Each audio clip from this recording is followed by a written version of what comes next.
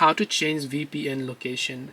Hey everybody, welcome back to our channel. In today's video I will guide you on how you can change a VPN location, so make sure to watch the video till the end.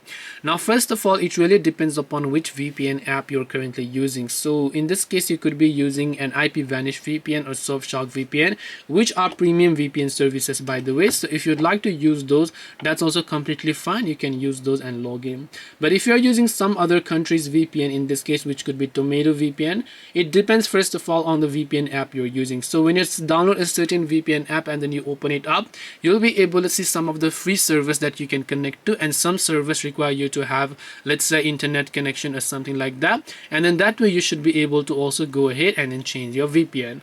And to give you an idea, this way you can go ahead and then basically change location on VPN. Hope this video was helpful. If you have got any questions, feel free to leave them down. Thank you for watching till the end, and see you soon in our next video.